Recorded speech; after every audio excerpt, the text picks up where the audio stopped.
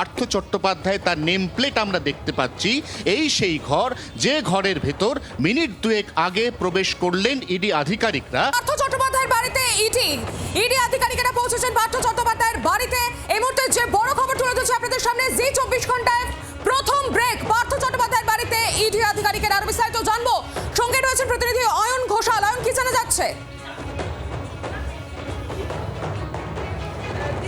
এই মুহূর্তে সব থেকে বড় খবর, সবেমাত্র কয়েক মাস আগে জেল থেকে ছাড়া পাওয়া পার্থ চট্টোপাধ্যায় নিয়োগ দুর্নীতি কাণ্ডে যিনি জেল খেটেছিলেন, যার একটি বাড়ির খাটের থেকে ইডি আধিকারিকরা থরে থরে টাকা উদ্ধার করেছিলেন, সেই পার্থ চট্টোপাধ্যায়ের বাড়িতে আবার এনফোর্সমেন্ট ডাইরেক্টরেটের আধিকারিকরা, এই মুহূর্তে সব থেকে বড় খবর, এনফোর্সমেন্ট ডিরেক্টরেটের আধিকারিকরা ঢুকেছেন পার্থ চট্টোপাধ্যায়ের নাকতলার বাড়িতে।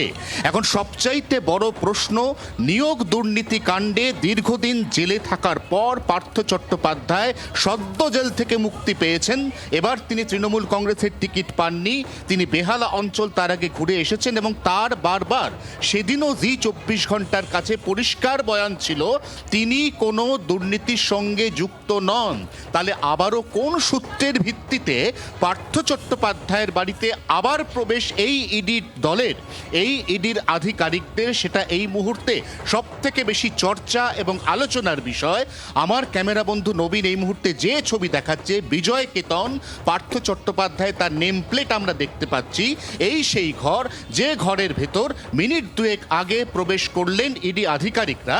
এবং তার পাশাপাশি আমরা যে ছবি দেখাবো, যে পার্থ চট্টোপাধ্যায়ের বাড়ির সামনে এই মুহূর্তে গাড়ি থেকে এনফোর্সমেন্ট ডিরেক্টরেট আধিকারিকের সঙ্গে আসা যে বাহিনী, যে কেন্দ্রীয় আধা সেনা, তারাও কিন্তু একে একে নামতে শুরু করেছে।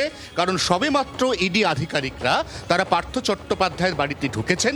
আমরা দেখতে পাচ্ছি কেন্দ্রীয় বাহিনী, তার যিনি এই মুহূর্তে যে বাহিনীটি এখানে এসে পৌঁছেছে, তার যিনি আধিকারিক, তিনি ডাইরেক্টিভ দিচ্ছেন কিভাবে এই গোটা জায়গাটা ঘিরে ফেলতে হবে, কিভাবে এখানে সাধারণ উৎসাহী মানুষ তাদের প্রবেশ আটকাতে হবে, গোটা বিষয়টা। অর্থাৎ এই মুহূর্তে আবারও বলছি, সবচাইতে বড় খবর, পার্থ চট্টোপাধ্যায়ের বাড়িতে আবার এনফোর্সমেন্ট ডাইরেক্টরেটের আধিকারিক।